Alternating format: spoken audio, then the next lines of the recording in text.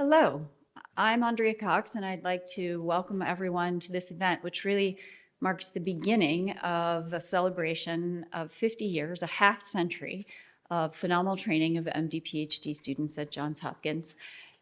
It is both a celebration and a reflection, an opportunity to think about the tremendous contributions of the program. It was founded by Dr. Paul Talalay, an extraordinary professor and director of the Department of Pharmacology in 1975, and he led the program from 1975 to 1982. And as his children attest, he is the founder of this family-like feel that characterizes the program at present, inviting students to his home and really initiating this program feeling in which we are this big family. And I think that's just an extraordinarily special aspect of our program that continues to this day. We have trained 490 physician scientists since the founding of the program, and they have gone on to do the most extraordinary things. They are advancing the frontiers of knowledge in every possible field of science and medicine. They have provided new innovative diagnostics and life-saving treatments for patients around the world. And they have really become leaders, as was intended when Dr. Talalay founded the program, across the globe in academic institutions and in many other settings that are of great importance to advancing human health around the world.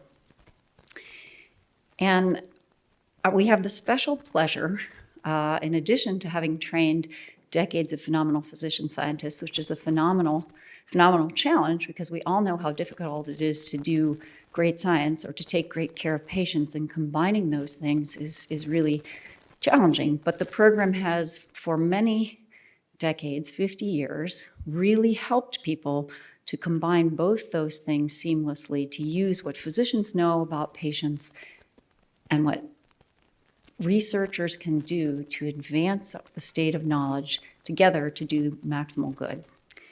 So I'm fortunate today to have 4 panelists with us, 2 distinguished alumni representing different career paths, but both very impactful, and 2 current students to talk about the current state of the program. The current state of the program remains very strong. We continue to receive over 500 applications a year for the 12 students selected to be part of the program. And they continue to have diverse interests across a broad spectrum of science and medicine, and continue to share the goals of our successful alumni in advancing our understanding of disease and improving human health. The MST, while it continues to thrive and attract top-tier students, is facing some challenges. As I think all of you know, Hopkins is one of the top-tier biomedical research institutions in the nation. And I will say that in our most recent batch of graduates we assessed, they actually had published an average of 10 publications during their PhD, and the majority of them published in some of the most impactful journals that exist in science and medicine. So while the program continues to do amazing things, it is in part that extraordinary success of Johns Hopkins that is now causing it to face some difficulties. Because we are one of the largest recipients of NIH funding in the United States, with approximately $1 billion in funding, that does mark us for the group of people likely to be impacted by the current plans for how to fund biomedical research going forward. So we are remaining completely focused on a curriculum that is rigorous and supports excellence in all scientific and medical disciplines, and we're committed to any changes that may come our way that could contribute to difficulty in achieving this mission in the current environment in which some of the funding that has supported what we do is possibly not going to continue. So as we look forward to the next 50 years, the need for physician scientists has never been greater. We are able to do extraordinary things, and there's been tremendous momentum. And I hope we can continue to move forward in this positive direction and continue to have our graduates and alumni make maximum impact, not just here, but across the globe. So with that, I would like to bring up our panels. And while they're getting up to the front, I'll say that we're taking actions to advocate for our institution, to show the value of higher education and academic medicine, both locally and broadly across the globe. And we are fully expecting to remain a leader in the education of physicians and scientists by enrolling enough students that there's a core and a sense of purpose and community in the M.D. Ph.D. students here, and by continuing to interact with stellar alumni as we have been doing. So supporting this work through sustained investment, whether through public funding or private philanthropy, is essential to continuing this mission. And I hope that future generations will be able to avail themselves of the extraordinary opportunities our trainees have had since Dr. Talalay founded the program 50 years ago. So as I mentioned, this is the 50th year of the program, founded in 1975, but today is just the beginning of what we plan as multiple celebrations to honor both the program and its contributions. We intend to highlight some of the remarkable contributions of our alumni and current students. That may take another 50 years, but we're going to try and get that done in the next year because they are truly remarkable in all that they have done. And one of the things that I find as the director of the program is that people are constantly saying to me, I met your students and I wasn't surprised that they're brilliant and driven and passionate, but they're so nice. And that remains true of the program. And I do credit Dr. Talalay with attracting students like that because of really this program where people support one another and are all achieving remarkable goals together. Okay, so I'm going to ask each of the panelists to just take a moment to tell a little bit about yourselves, and then we'll talk a little bit about some of the things that have been impactful in your careers and about your time either currently or in the past at Hopkins. So we'll start with Dr. Chong. Yeah. Hi, my name is Raymond Chong. Thanks for having me. It's a real honor to be here for this celebration. So my quick background, I was thinking about this on the way down here. I've been affiliated with Hopkins for almost 30 years, dating all the way back to high school. I grew up locally, and I had the chance to do research under Gary Pasternak, who was an M.D. Ph.D. graduate from the 1970s. He took a chance on me as a acne-filled teenager at the time. But that's how I got interested in science and medicine. I went to University of Maryland for undergrad, then came to Hopkins for the M.D. Ph.D., started in 2002. My Ph.D. was in biomedical engineering under Andrei Levchenko, where I studied systems biology of TNF signaling. I also dabbled in a startup called Uveda Biosciences based off of some of the microfluidic work that I had done during my Ph.D. During the last year of the program, I was actually applying for faculty positions, but I also got simultaneously recruited to an investment firm where I've been for the last 11 years called Baker Brothers.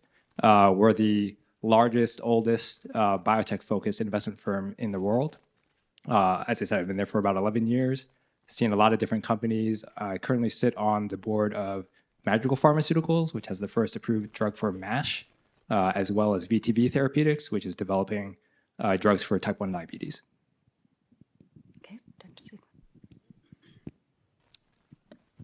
I'm Shira Ziegler. I started in the fields of science, kind of similar to Raymond. I grew up across the street from the NIH, and so I started working there as a summer student, also with a mentor kind of taking a risk on me. And then went to Ohio for undergrad, then came back to the DC area, worked in the Undiagnosed Diseases program at the NIH before starting the MD Ph.D. program here in 2010. I graduated in 2018. I did my PhD work in Hal Dietz's lab, studying rare disorders of ectopic and vascular calcification. I then switched to finish my clinical training. I trained in both pediatrics and medical and biochemical genetics. And I just joined the faculty last July. So now starting my own lab, still focused on these rare disorders of calcification. I see patients in clinic with inborn errors of metabolism and these rare calcification disorders. And that's what I study in my laboratory. So any interested graduate students, I'm recruiting while we're here. But the MD Ph.D. program has absolutely shaped my career, and I couldn't be more excited to stay here at Hopkins. Hi, everyone. I'm Ruchita Katari. I'm a current student here in the MSTP. I originally grew up in Jersey, but came to Hopkins as an undergrad student. And I had the absolute honor and pleasure to work with Dr. Saul Snyder in his lab as a baby undergrad, and was actually mentored by one of the alum from our program, who first and foremost inspired me to do science and then to pursue the MD PhD. And then, fast forward to when I was applying, and I really thought I was going to go somewhere else, right? Like I had already built my network here at Hopkins. I needed to go somewhere else, but I just loved it too much here, as Andrea knows. So I stayed on here. I started in 2019, so that makes me a 6th year, which is crazy, in kind of finishing up my PhD. I'm in right now in the lab of Shinzong Dong in neuroscience, studying broadly neuroimmunology, and then hoping to go back to med school soon and also be an alumni someday. Hi, everyone. My name is Patrick Ndramele. I'm very much so a transplant to Baltimore. So I originally grew up in Kentucky, did my undergrad in Dallas, and then I came here for my MD PhD. I'm about to start my 4th year in the program, halfway through, which is kind of crazy to think about in a way. I study rare genetic eye disorders, and I'm currently in the neuroscience program. Okay, thank you. So could each of you, maybe we'll just go down the row, talk a little bit about this. Hopkins is known for integrating in the MD PhD program rigorous research and outstanding clinical training. And if you would please talk about how that's impacted your experience here or your current work and how that shaped what you do. Yeah, so what I do is I spend all my days evaluating biotech companies in terms of the therapies they'd like to develop. These are typically preclinical or maybe they're in early clinical phase. So I am constantly thinking about molecular mechanisms of disease, how the pathophysiology works, how a particular intervention is going to change that or not. Ultimately, what is the degree of clinical benefit that's required to actually make a therapy successful? How are physicians making decisions for a given patient? So I'm thinking through the entire spectrum from literally atoms and molecules, crystal structures, all the way to how things ultimately roll out into the world in health systems. And understanding the entire spectrum is pretty critical because at least for us, we're very long-term oriented. We measure our success in terms of whether or not drugs get approved and actually used and paid for. And so predicting whether that's going to happen and all the different factors that go into that, being sensitive to all those pushes and pulls, that's pretty important for what we do. I'll just share a vignette that maybe kind of exemplifies how we've been able to combine both the rigorous clinical training and the research. A couple months ago, I heard about a little baby that came to our NICU who had extensive vascular and ectopic calcification and who was in extreme heart failure. And they got a stat genetics consult. You don't always need genetic stat, but it was a stat genetics consult. And they immediately contacted me because they're like, you study vascular calcification. And when I saw the baby, I was like, they have to have one of these conditions that I've been studying for the past 15 years. And what are the odds that they're going to show up in our NICU here at Johns Hopkins? We got a rapid exome and was able to confirm the molecular diagnosis. So this baby did end up having one of the disorders that I study. And then kind of so that's from the clinical perspective, from the research training, I was very familiar with the space. I knew that there was a drug that was available that I'd actually been involved in working on years prior. There's a startup company called Inozyme that has an enzyme replacement therapy for this baby. And I was able to work amazingly quickly through our IRB process and to get this experimental drug into the baby within the first couple weeks of life. And now the baby who initially came in with an ejection fraction of 10%, it is now normalized. She's doing a lot better, still in the NICU, but improving. But I think just really exemplifies like how crucial it is to have that physician scientist training to be able to identify these clinical problems, to be able to solve them, and to be able to kind of push our therapies into the clinical space. And I hope that everybody in their careers have that opportunity. I never thought I would be able to, again, just have a patient show up with this calcification disorder and being able to treat it. And honestly, 5 years ago, we wouldn't have had that option because we wouldn't have had that drug into the clinical space. So I think that also highlights how important it is what Raymond does, because it really pushes the drugs so that way we can actually utilize them. Because in academia, it's hard to really push these drugs into the market, but really being able to work together allows us to do so. Yeah, I think as a current student, it's a little bit maybe harder for me to really answer this question as well, because obviously I'm not in the clinical spectrum or sphere yet. But I think a specific instance that stands out to me is, so my PI is a PhD only, but our lab is quite translational and we work on a lot of different diseases. And he went maybe 2 years ago to a conference and met some clinical faculty at Hopkins, had this interesting question about POTS, came back, like slacked me about it. We like totally lost contact, forgot about it. And then 3 months ago, I ran into this faculty randomly and we started talking and realized that a lot of the symptoms that she sees in her patients are actually very relevant to some of the symptoms we see with the receptor we study. And it was just wild how, even as a PhD student right now, I was able to very quickly kind of talk to her and say, hey, why don't we set up this collaboration? If you can get me samples, I can do these experiments now. And literally the next day, she called me and she was like, which building are you on campus? And of course I said PCDB and she had no idea where that was. So I directed her and I had the samples in my hands. So that was like 24 hours later after talking to this person, I had an idea about, okay, this is an experiment we can run, which I think is very, very exemplary, not just for MD PhD, but here I think is very unique to Hopkins, that kind of collaboration.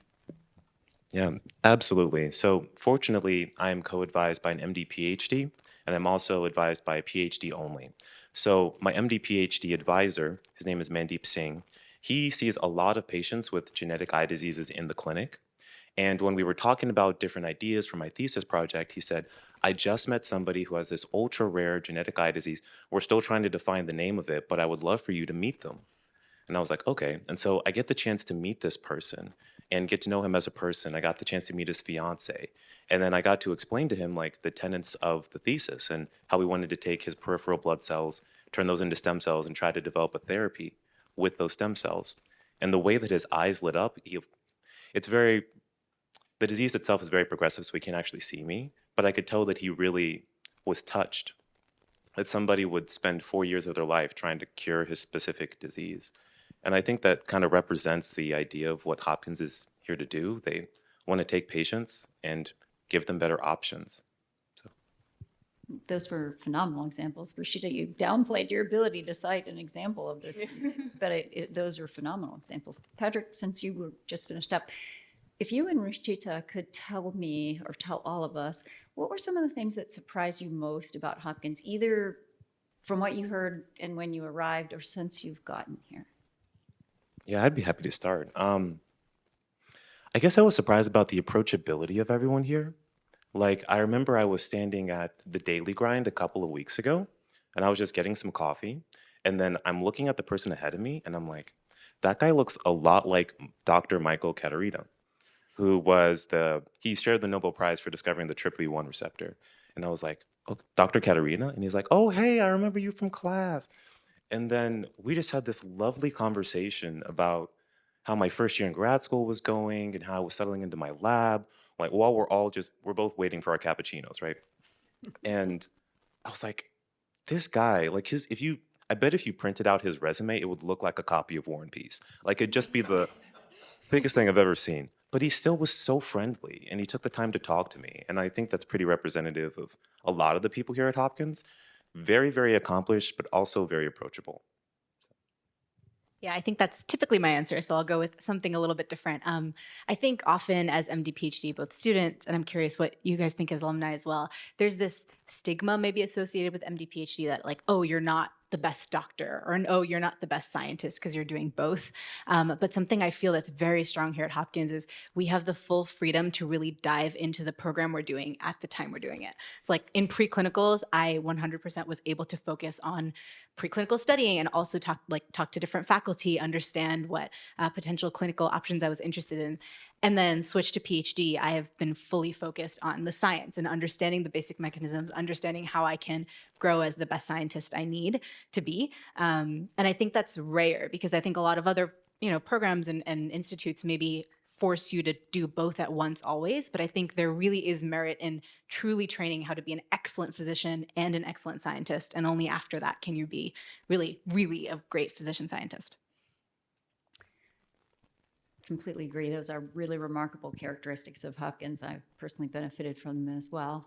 To our alumni, what would you say about the Hopkins MSTP training shaped your career, had the biggest impact on your career?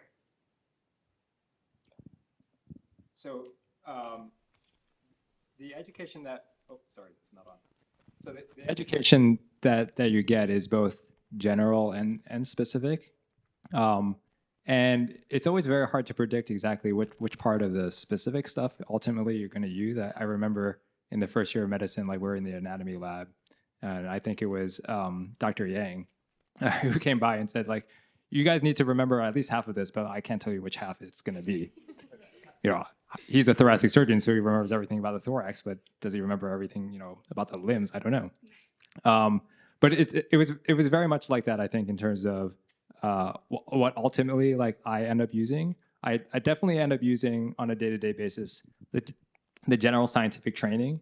I can't tell you the number of times where I'm in a meeting with a company and they're running me through whatever data they've collected, and I have to actively think about, well, what is the next natural experiment that they should be running, or what is the question they haven't addressed yet?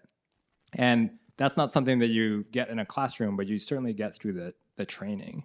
But on the flip side, certainly I do need to know a lot about specific things about medicine and about how the body works. And I have to ask those questions in that context. And so I draw upon, almost all parts of the training from that aspect. But as I said, it's always interesting and difficult to predict in a given situation what I'm going to draw upon. But overall, I'm drawing upon quite a wide range of things. Yeah, I think for me, it's about really asking those hard questions and like asking those hard questions in the lab and kind of what's a question that you're interested in that's difficult, that we're trying to really advance knowledge. I think the MD Ph.D. program, again, really kind of emphasizes that kind of need and seeking out curiosity. I think that's huge. And then also kind of asking those hard questions in clinic too. Like, why aren't these patients getting better? Like, what can we do? For me, I see in patients with inborn errors of metabolism, why is their phenylalanine still so high? Like, what are we not fixing that's causing these metabolic disturbances? And so I think just from the training, really being able to ask those questions and sometimes figure out those inconvenient truths when we get data that might not be consistent with our initial question or our hypotheses. I think the program really sets you up for success to be able to tackle those. Thank you. And obviously, mentorship is a really strong part of the program, both on the clinical side and on the research side.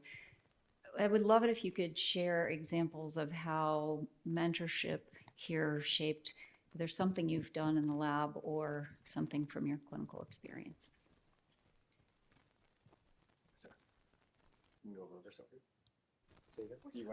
I'll start. We'll go in the middle. So I think mentors are hugely important and have been really able to personally launched my career. I mean, I again was working in the undiagnosed diseases program. We ended up discovering the gene for this adult onset calcification disorder, and I approached my PI, Hal Dietz, who does not study vascular ectopic calcification, but studies something kind of peripheral to it, and basically convinced him that I should be allowed to join his lab and continue to study my own interest. And he was very receptive to that. And I think he gave me the flexibility and the space and the opportunity to discover my own path and to do the research, and while at the same time being able to really like harness his knowledge of genetics and connective tissue diseases. And I felt like that synergy really allowed me to start building my independent research career. And now, as somebody who's now into, I guess, month 10 of having my own lab, I think he really kind of set me up for success. And so I really appreciate that mentorship and having a mentor who's also a physician scientist to see how to balance that work between seeing patients and doing rigorous basic research. When I came into the MD Ph.D. program, I was pretty dead set on doing neurology, but I realized during the earlier part of the MD curriculum, while I was in the dissection lab for anatomy, that I wanted to do something more surgical. I still wanted to do something related to neuroscience, but neurology was no longer on the list for me. And so I had a wonderful CAP advisor, Dr. Goldstein, who was like, why don't you look at plastic surgery or maybe neurosurgery, anesthesia? You have so many options. And so I started exploring, peripheral nerve surgery and plastics, anesthesia, looking at different levels of consciousness and things like that. And then I hit ophthalmology. And the people were so nice. Like, they gave me so many snacks. Like, there were so many goldfish all over, like, and we got to sit down for all of the surgeries, which was great for my back. And I just loved being there. And the intricacies of the eye itself were really beautiful. Like, 1 degree off on one hand could make a world of difference in the surgery itself. And as I started talking to mentors who were ophthalmologists, people like Tom Johnson, Mandeep Singh, I realized there are so many unanswered questions about the retina. Like, when the retina dies, it's a nerve. The photoreceptors don't grow back. And it's outstanding to me that it's 2025 and we still don't have a way to regrow these nerves or give people better options when they lose their vision. And once I kind of caught that bug, I was kind of off to the races for my PhD. So I really think having mentors at those critical moments during my journey made a world of difference and helped me get to something that really makes me get up in the morning. I feel passionate going to work. I was just going to ask Rachita if you could also, thank you, Patrick, share something that maybe helped you decide how you might integrate your research and clinical interests. What clinical fields appeal based on your research interests, as Patrick so nicely explained? Yeah. So I guess to answer that question, so I think in terms of research and clinical, it's funny. I came in thinking I was going to do neuroscience. That's what I had done in undergrad. And then I remember the immunology unit. I remember thinking I was going to hate it because there are so many cells. There are so many cytokines. How is I going to remember them all? And sure enough, Bob Silicano was actually my small group leader. And he probably hates me because I would just hound him at the end of each session for like 10 or 15 minutes asking him questions. And I was so just inspired and so excited about immunology. And then that's actually what pushed me to do more of a neuroimmunology type PhD. And then I, in a neuroscience neuroimmunology lab, I thought, okay, great, I will do neurology. But then ended up going to a neuroimmune conference where all of the really cool talks and all of the really awesome people were all actually dermatologists. And I realized that a lot of the really interesting questions, at least that I was interested in neuroimmunology, are at the interface of the skin, right? So how does the environment, how do infections affect the sensory nerves in the skin, and how does that cause disease? So I think something that's really stuck with me through this time is actually like, it's better almost not to plan ahead. Like, I tried and that did not work, but for the better. Like, I'm now finding things that I'm so passionate about that I had no idea I would have if I had kept like a closed mind. So I think that's been very useful. And you're not just saying that because I'm an immunologist. Yeah, I promise. There's a lot of discussion these days on the evolving role of physician scientists in society, and I was hoping each of you could speak to what you see that as and how the Hopkins MSTP helps bridge the gaps between what we want to achieve and how we actually improve care for patients. I'll go ahead and start. So kind of 2 thoughts came to mind, also to tie into the mentorship aspect. I have the privilege of being able to monitor a lot of different fields of medicines and diseases I go to an enormous number of medical conferences every year. And one thing that always strikes me is for any given disease, there's really probably only, call it 5 to 10 physicians in the world who are really pushing forward progress in that particular disease. And it's almost universal, even like big diseases, small diseases, it's always like a small cohort of people. And I just want to impress upon people that you can make a huge difference, because like if you're one of those 5 to 10 people, you can have an outsized effect in terms of the progress that you can make. And your ability to mentor people to join you in that cause and to make progress with you, I think it can be unusually influential. I think it's a little bit underappreciated exactly like how few people it really takes to make a big difference. So now I'm forgetting what what the original question is. Just bridging the divide between right. science and medicine and how integral training. Yeah. So obviously we need a lot of people to be in those academic positions, whether it's a MD or a PhD or MD PhD, to be part of that core group of people who are really pushing things forward. But I also see a lot of people with those kind of trainings who are, effectively on the other side trying to make progress, within a company, for instance.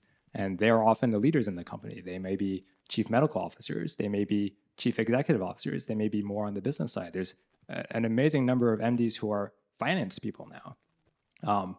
But if you don't really understand what medicine is about, you can't really be that effective in a biotech company. You really need people with the requisite background in order to fill those leadership roles so that the right decisions can be made, because there's millions and millions of decisions that have to be made during the course of drug development. And not every single one is critical, but like cumulatively, like it's easy to screw something up. And as we all know, most drugs fail. So the more expertise that you can have in those roles, the better. And ultimately, to get at least drug approvals in the US or in the world, you need the money and infrastructure that companies have, whether they're biotech companies or pharma companies. And so we do need people who have that kind of training and background to contribute on that side as well. Yeah, I mean, I think the dual training really allows you to ask those hard and interesting and clinically relevant questions to see kind of what your patients are experiencing and how we can kind of target disease in interesting and new ways, and then kind of bring those stories into the lab and start investigating them, delineating mechanisms, dissecting out those pathways, so that way we can target them for therapies and bring them back to clinic. I mean, I think that's why I did an MD PhD, and I think Hopkins has, again, given me skills in both the clinical world and the research world in order to be able to bridge the gap. But I really think having the dual training is just fundamental to be able to do both. And I'm very new at just starting my faculty position, but I hope that we can kind of continue this forward, and I'm looking forward to training more physician scientists as we move forward. Yeah, I think we all know there are so many different scientific questions in medicine, right? For all patients, whether it's a large cohort of patients or one patient. But really, I think that what I've seen just in myself is like the past 4 years of being a PhD has actually given me confidence to be able to ask the questions. And I think that really only comes from like rigorous scientific PhD training, right? What are the questions to ask and how do you actually pursue the answers? And I think that's why it's really important, because I think as a clinical doctor alone, of course, you can have great and very, very significant research, but I think it's a lot easier with the scientific training to ask those questions. And I think I'm just actually thinking, I see Cassie in the audience here, and we recently went to a conference together. And I remember just after every couple of presentations, we would look at each other and be like, why does that make sense? Like, why did they do this experiment? Why is that better than XYZ experiment? And I think that really shows you, like, the scientific training is what pushes you to ask the hard questions that then pushes medicine forward. I mean, I would also add to that. I would say that being the bridge between two different worlds means that you're uniquely situated to communicate to the broader world from both of those two perspectives, which is particularly relevant given like the current context in which we live in, where there's a lot of distrust within medicine and there's a lot of distrust within research. And I think MD PhDs are uniquely situated to communicate from both of those perspectives in a way that people can understand. And I've seen through a lot of different conferences here at Hopkins, just people presenting, the way that they articulate themselves and how approachable it is truly remarkable. And I feel privileged to be in an environment where whenever the New York Times or the Wall Street Journal wants to find an expert in a field, they typically come to Hopkins and ask that person to explain it to the world. So learning how to communicate from people like that has been remarkable. I couldn't agree more. So the next thing I'm going to ask is, again, I've mentioned this family-like feel and the supportive environment in the program. Do you have any examples, either from your time when you're in the program or in current times in the program, where you felt that support and that network of the program has really made a difference?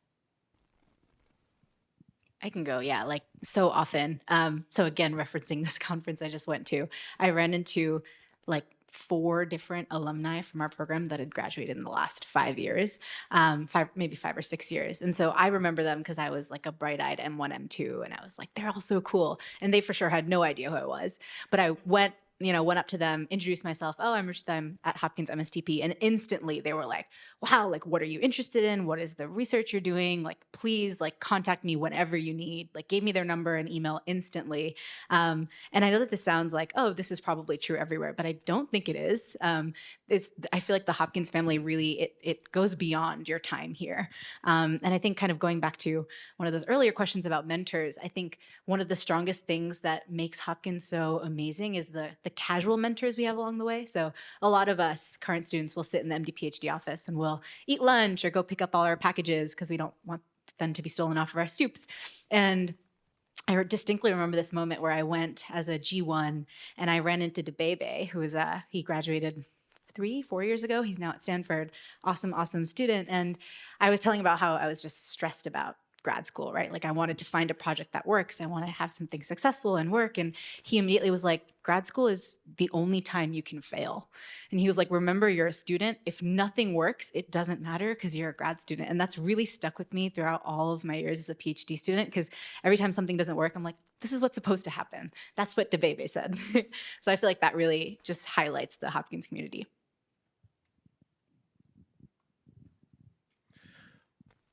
I would definitely say that the experience navigating through medicine and PhD as an MD PhD, as we all know, is very unique. And I'd say that I don't know how you guys select for such nice people to be in all of these cohorts, but it is really a godsend. It's Sharon. Yeah. It's sure. It's Sharon. She has the magic touch. I don't know. But transitioning from the MD curriculum specifically into the PhD curriculum has been night and day. And just being able to lean on people, like I see Charlie here in the crowd, like we're in the same building. So I oftentimes see him walking in and I'm like, how are your cells doing? He's like, eh. And he's like, how are your cells doing? I'm like, eh. And just little interactions like that really make me feel like I'm not isolated in the challenges of the PhD and that we're all going through something together. I think that my class is a little bit unique in that we all chose very different graduate programs. Some people are in statistics, some people are in neuroscience, BME, you name it. But whenever I run into them on campus, they're always like, oh, hey, how are you doing? And then we end up going on these 10, 15-minute long walks to wherever building they're walking to, catch up on their lives. And we always say we should hang out again on the weekend. And we go on runs or we go and we get lunch. So even though it feels like a bit like a diaspora, those connections and that shared kindness that our cohort shares really go a long way. And it's made the transition a lot easier. Yeah, to echo that, I mean, it's being an MD PhD, and now as I'm starting my career as a physician scientist, it's hard. It's really hard to bridge both when you're kind of in clinic and then you're thinking about lab, or you're in lab and then you're thinking about your patients. It's kind of disjointed but connected at the same time. And I think to have others, physician scientists that you're surrounded by at so many different levels, I think it makes Hopkins so special. And I have to leave my office like 15 minutes earlier because I run into so many people along the way when I'm walking to my car to go pick up my kids because I just know so many people at Hopkins. Like, it really feels like a home. And I have to like take a different route sometimes, honestly, because I'm going to be late. And so but I think like that's why I've stayed, and that's why I don't want to leave, because you just feel so connected and you build these roots. And again, being a physician scientist is hard enough. So like to have that community to kind of support you along the way, I think is just so important. The thing I always remember from my time is the level of collegiality, and I won't repeat the same stories, so I'll go off on a little bit of different angle. Obviously, I took a non-traditional path, both in terms of the startups that I worked on during the program, but then ultimately where I went after the program. And the amount of support that I got from the program to take these risks and to move off in unusual directions was really amazing. And I remember we were just talking this before the panel. I was part of the cohort where taking step 1 and step 2 became a requirement, so that it could be factored into financial aid requirements or calculations. So I distinctly remember a conversation with the dean. I'm like, so I have to take this, but I don't have to pass. And he kind of smiled at me and said, well, only we're going to know, but we're going to be proud of you anyway. And that I think sums it up in terms of like, there's a lot of ways that you can have an impact. I think people here recognize that. And I got an amazing amount of support for doing something unusual, something very unusual at the time. And I think the program has really worked hard to make sure that we help people be the best physician scientists they can be, not to carbon copy or clone ourselves, but really help people learn about the path that will be most impactful and allow them to achieve their personal goals. So if I could ask you, just if you, knowing what you know now, what would you tell people who are considering MSTP training and maybe Hopkins MSTP training? Or maybe what do you wish you'd known along the path before you applied, but didn't? I'll go ahead and start. I think a very common thread for incoming students is the inability to decide whether you like the MD or the PhD more, and the dream of doing both. And you should certainly keep the dream alive, because there are definitely some people who are able to strike a balance and make amazing contributions on both sides. But it is also relatively uncommon. That's the reality. I think most people realize that as they go through the training.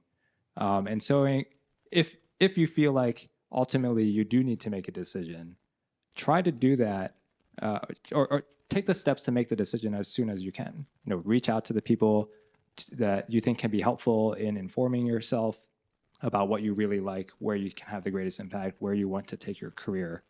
I distinctly remember I was probably in the 5th year or something like that. I was buying a used table from someone who turned out to be a 7th year who was about to graduate. So I said, well, what are you going to do? And she said, I still don't know. And I was like, well, I really don't want to put myself in that position. So try not to wait. Really search your soul and gain some clarity on what really matters to you, what you really love, because I think that's really the guiding force in people's lives in terms of how they can be happy and where they can make the biggest contributions if you can gain that clarity as early as possible. I think my biggest advice is that it's a marathon and not a race. It's a very prolonged training between medical school, PhD, internship, residency, fellowship. It's a lot of training, and I think you have to really just kind of be present and enjoy it along the way. I mean, I'm in my late 30s, I think, and I've just became faculty. My mother was tenured at my age, and so I think that is hard, but I think if you kind of love the process, if you're passionate about just being present in lab and present in clinic and learning everything that you can, I think it just makes it so much better. So you just kind of just be able to just be present in the activities and the research and the work that you're doing at the moment. And there's always a finish line. But honestly, like I'm constantly learning, even now, like managing a lab and writing grants and the HR, they never told me that was going to be so hard as a PI. Like, really, guys, come on. But that, I think you're just constantly learning. You just have to, pivot and learn and just kind of enjoy the process along the way, not be so kind of focused on that finish line, but you'll eventually get there. Yeah, I think because it's a marathon, I feel like the biggest advice that I at least give like incoming students is really surround yourself with the people that'll make you want to come to work every day and do what you're doing every day.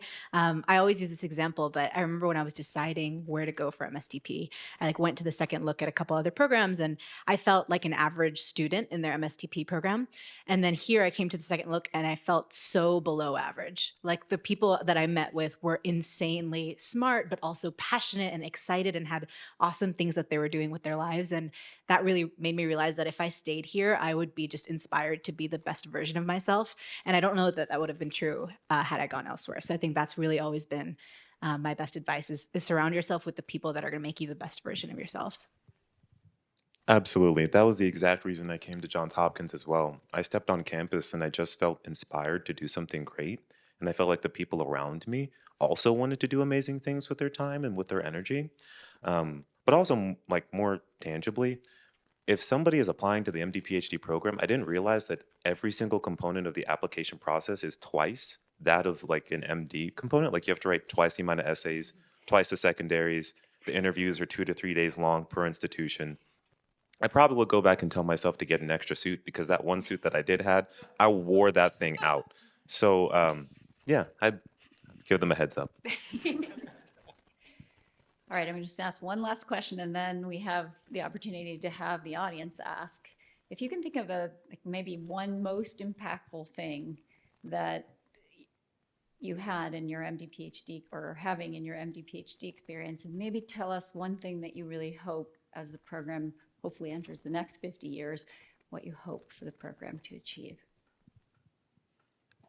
To pick up on the theme expressed at the end, my experience, the lab that I was in, the style was to go big or go home, right? Some labs like to put out as many small publications as possible and go for quantity. But the lab that I was in was like, let's aim for the top.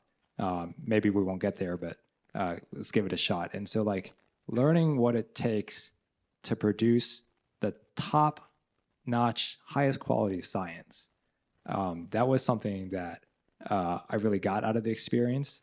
And to your point of students kind of pushing each other to achieve, right? I also, being in that environment, but also being in the general environment, like, well, all my other MD PhD classmates or the classmates that came before me, like, look what they did. Like, can I do that? Can I prove it to myself that I could do that? And ultimately, I was able to, lucky enough to do that. But just the confidence that I took away from that and the experience of knowing like, this is what high quality science is, this is what institutions like this are about. That was one of the biggest things that I took away from the experience. Yeah, I mentioned that the average was 10 publications of students who graduated in the last decade, but actually 65% of them published in cell science nature journals in their PhDs. So they have quantity and quality. Thanks for those comments. Sure. Oh, I was trying to think about like a pivotal moment during my training. I mean, there are just so many. I think it's hard. I think, I think my times in the MD PhD library just kind of is talking to my colleagues and now it's truly my best friends that I still stay in touch with these days, talking at their weddings and like meeting their children, like seeing us just kind of grow together. I think those are just things that just really stick with me. And, my hope is that we can train so many more physician scientists and trying to encourage them, again, as Dr. Cox was saying, to reach their full potential. Not everybody has to stay in academia. There's so many ways to be a physician scientist, but I think people are, again, so focused on these kind of immediate goals of like, let me get my MD and then, get into the workforce and things like that. And if you kind of just step back and kind of enjoy the process and think about what a great privilege it is to be able to learn this medicine and then go in to ask these questions in lab and have that space and the opportunity to do that. I hope more trainees and students kind of choose that same path so that way they can just explore their own interests and reach their potential. Yeah, I think for me, the thing that I've taken most away now and probably later is really just I've mentioned this before, but the connections we've made and the people that I've met, all of the current students and even the alumni that I know so well and who are some of my closest friends are really like people that I believe and know will be pioneers in their field. And I think if I've learned anything from them, it's just follow what you're interested in and you will be successful. I think don't try to plan ahead and just really make sure you're understanding and really pushing the boundaries. And that's how we end up being physician scientists? Absolutely. I love how nobody here shies away from complexity. Everyone just dives right in. They want to cure a disease and they're going to do whatever it takes. And the other thing that I really love is that people care about patients. Like they put patients at the heart of everything, even when they're doing research. And that lights a certain fire that's very easy to notice when you talk to them. They're like, I really care about this niche thing that nobody else talks about, and I'm going to figure it out. And it might take me 20 years, but that's okay because it matters to me. And it's my hope for the program that they'll still cultivate those fires. Like they'll share that fire with new students. Maybe they'll catch it and they'll do amazing things too. Thank you so much. I'm now happy to take questions if people would like to ask our panelists anything.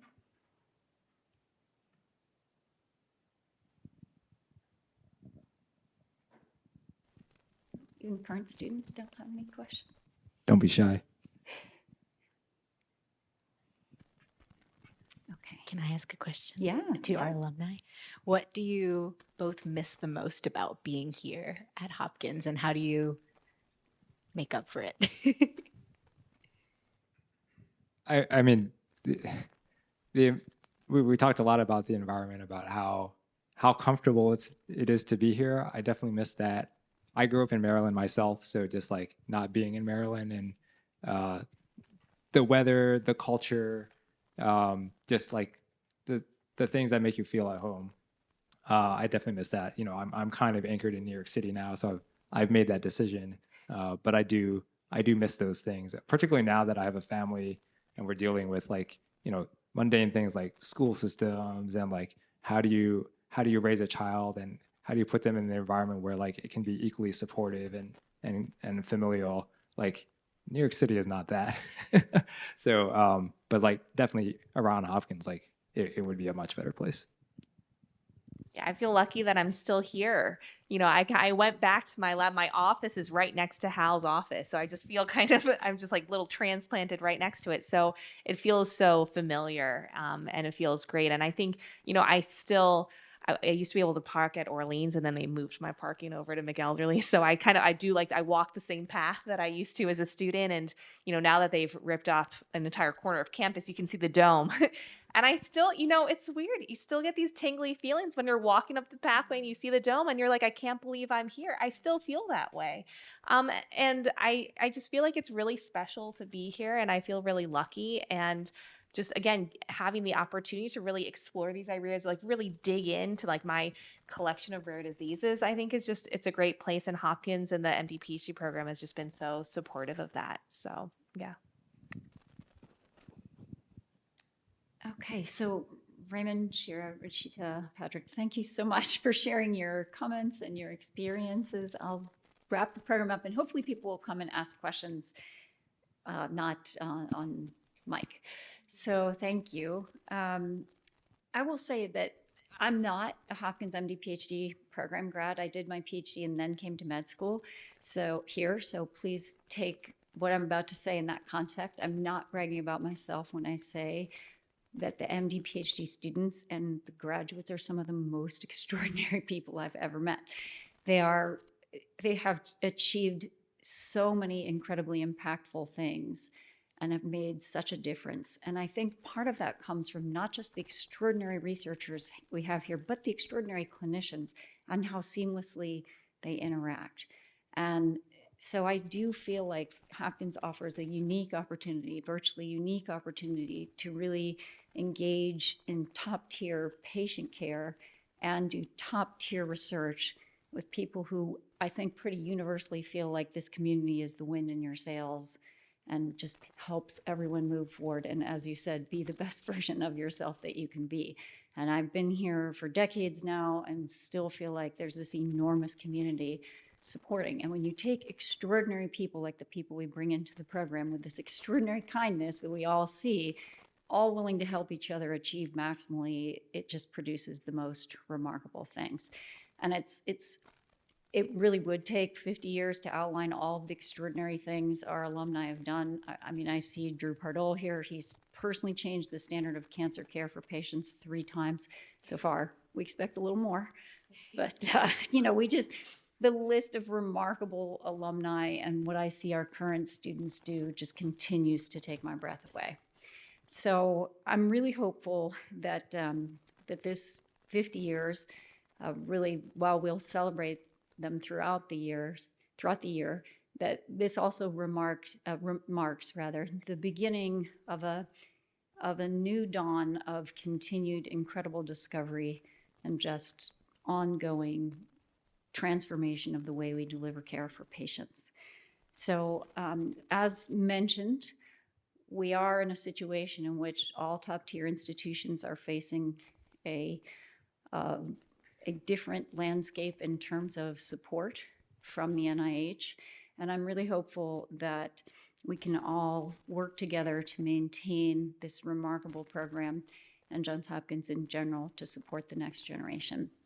If you feel compelled to help us, we do have information on how one can help, but I will say that I think through Kristen Wolf as the immediate contact, I will say that I feel it's a remarkable investment. I do feel I myself support the program because I feel like we couldn't find a better use of funds than training the next generation of people to continue this remarkable legacy of discovery and transforming the world to make it a better place. So I hope people will come down and chat and spend some time talking, but I truly believe the M.D. Ph.D. program at Hopkins could not be a more special institution, and I'm so grateful to Dr. Talalay for starting what I think is just the most remarkable program that one could find. So thank you so much for coming. And thank you again to our extraordinary panelists.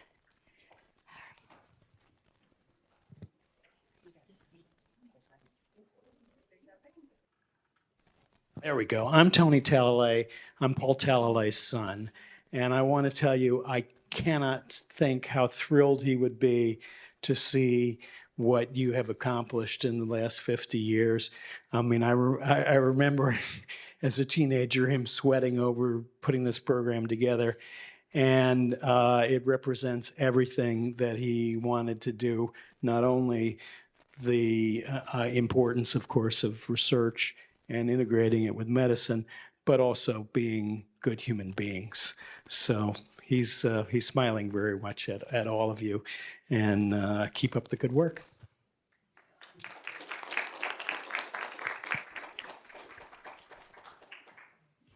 Yeah, that was nice.